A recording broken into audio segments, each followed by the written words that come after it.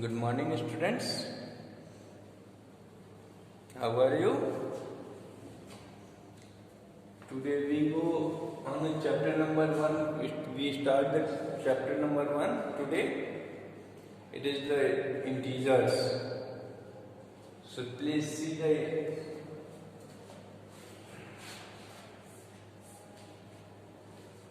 integers.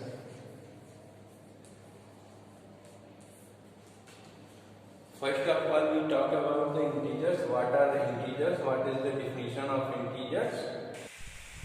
What is an integer? Integer is the collection of positive numbers, zero and its negatives.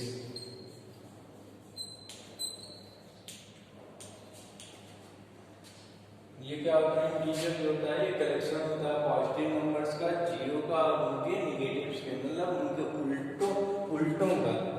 उल्टा करने का अर्थ क्या? जैसे positive number है 2, तो 2 का अपोजिट क्या हो जाएगा? -2।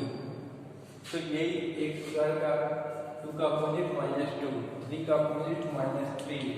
तो ये कह रहा है कि इंटीजर्स कुछ ऐसे नंबरों का कलेक्शन होता है जो कि वो पॉजिटिव नंबर्स होते हैं और कुछ निगेटिव पॉजिटिव नंबर्स के निगेटिव्स होते हैं, और जीरो को साथ में लेके हम क्या कहते हैं कि वो इंटीजर्स का फॉर्मेशन होता है। तो for example minus, for example की बात करें तो -1, 0, 1, 2, 3 एंड सो ऑन। इधर आप -2 ऐसे कर सकते हैं। ये सब क्या है? ये एग्जांपल है किसके? इंटीजर्स के example. Clear? Integers is the collection, ये सिंपल है कि ये कलेक्शंस होते हैं किसके? पॉजिटिव नंबर्स के, निगेटिव्स के और जीरो के। क्या होते हैं? कलेक्शन होते हैं। कलेक्शन का मतलब होता है समूह। एक समूह में अगर पॉजिटिव नंबर्स को रख दिया जाए और उनके निगेटिव्स को रख दिया जाए और उसको जीरो के साथ रख दिया जाए उसमें, तो वो क्या हो जाएंगे? इकट्ठा एक अगर बैग में अगर पॉजिटिव नंबर्स रख दिया जाए, एक उनके निगेटिव्स और जीरो को रख दिया जाए, तो वो क्या कहलाते हैं? वो इंटीजर्स कहलाएंगे। अब बात कर लेते हैं इनकी प्रॉपर्टीज के बारे में कि इनकी क्या क्या आपकी प्रॉपर्टीज है। प्रॉपर्टीज ऑफ इंटीजर्स की बात करेंगे हम लोग। तो पहली प्रॉपर्टी होती है क्लोजर प्रॉपर्टी। क्लोजर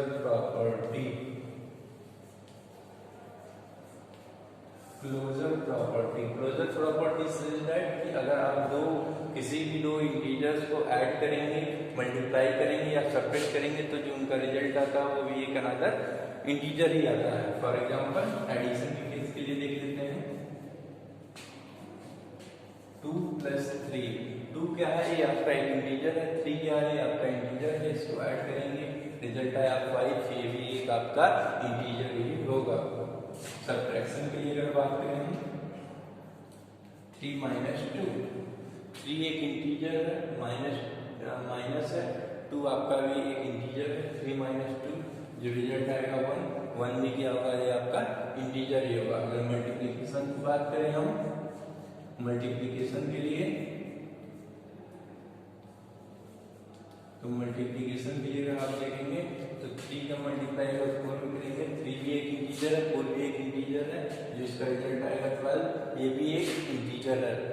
तो आप कह सकते हैं कि क्लोजर प्रॉपर्टी, ये तीनों के तीनों क्लोजर प्रॉपर्टी को होल्ड करते हैं। जैसे ये डिवीजन के केस के लिए होल्ड नहीं करता है। क्यों नहीं करता है? डिवीजन के लिए 1/0, इसकी वैल्यू क्या आ जाएगी? अनडिफाइंड हो जाती है वैल्यू। इसलिए क्या करता है कि डिवीजन के केस के लिए क्लोजर इंटीजर्स के लिए क्लोजर प्रॉपर्टी होल्ड नहीं करती है। डिवीजन के केस के लिए ये सिर्फ और सिर्फ एडिशन, सब्ट्रैक्शन और मल्टीप्लिकेशन के लिए ही इंटीजर्स क्लोजर प्रॉपर्टी को शो करता है। अब बात करते हैं आगे नेक्स्ट प्रॉपर्टी की। नेक्स्ट प्रॉपर्टी आपकी commutative property. commutative property. Second one is commutative property. Property. Commutative property say that आप किसी भी आप दो इंटीजर्स को आप किसी भी ऑर्डर में इनको आप ऐड करेंगे या मल्टीप्लाई करेंगे, जो रिजल्ट आएगा वो भी क्या होगा, सेम आएगा। जैसे फॉर एग्जांपल 4 मल्टीप्लाइड बाई 3 करते हैं तो रिजल्ट आएगा 12। यही 3 into 4 करें, इनका ऑर्डर रिवर्स कर दें तब भी क्या रिजल्ट आएगा 12। एडिशन की बात करें तो 4 प्लस 3 करें तो भी आएगा 7, या 3 प्लस 4 करेंगे तब भी आएगा 7।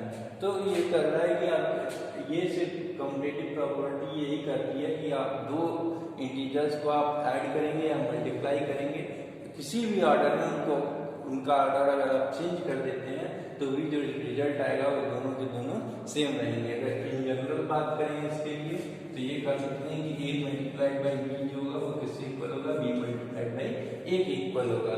और इसके लिए बात करेंगे तो कर सकते हैं कि a प्लस b जो होगा वो b प्लस a के इक्वल हो सकता है।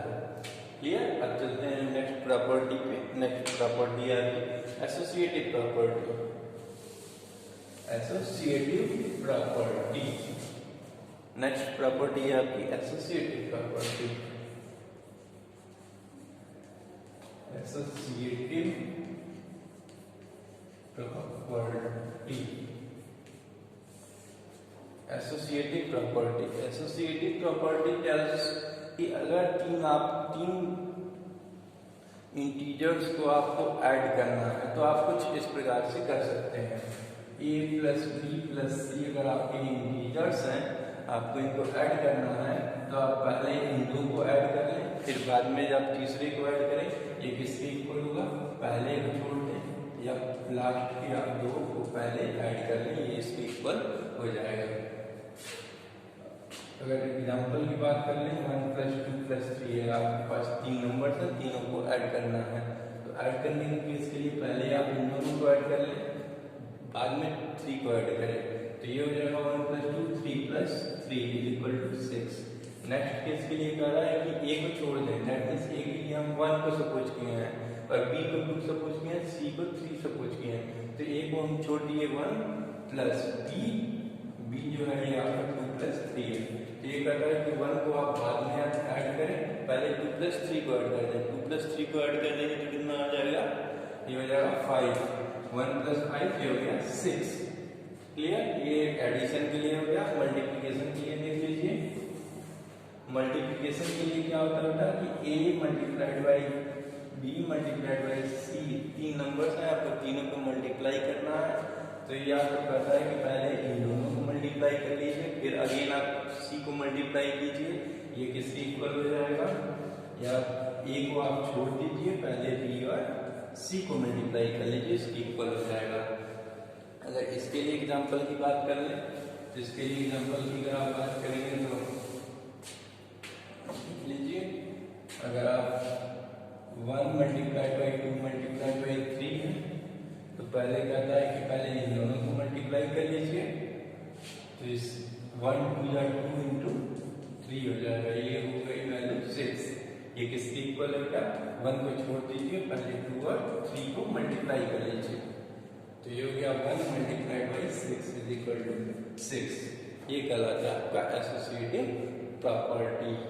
फॉर द इंटीजर्स के लिए एसोसिएटिव प्रॉपर्टी को सिर्फ और सिर्फ एडिशन और मल्टीप्लिकेशन के लिए होल्ड करता है, सब्ट्रैक्शन के लिए और डिवीजन के लिए होल्ड नहीं करता है। नेक्स्ट देख लेते हैं, लास्ट प्रॉपर्टी है आपकी, लास्ट प्रॉपर्टी है डिस्ट्रीब्यूटिव प्रॉपर्टी।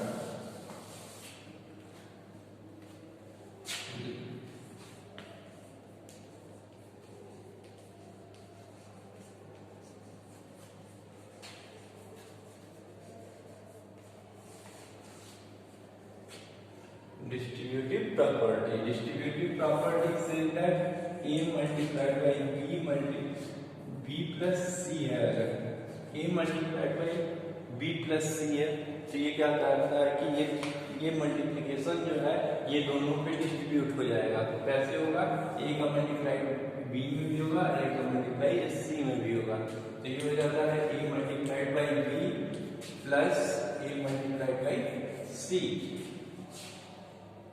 एक एग्जांपल देख लेते हैं। 2 का मल्टीप्लाई अगर 3 प्लस 4 में करना है आपको, तो ये क्या हो जाएगा, 2 का मल्टीप्लाई इस 3 में भी होगा, 2 का मल्टीप्लाई इस 4 में भी होगा।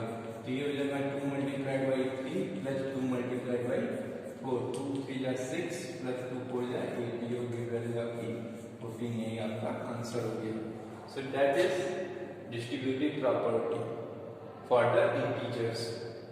ओके, और भी कुछ खास प्रॉपर्टी, मेनली आपके 4 प्रॉपर्टीज थी, कुछ और भी प्रॉपर्टीज हैं जिसको हम नेक्स्ट क्लास में देखेंगे। Okay, thank you all.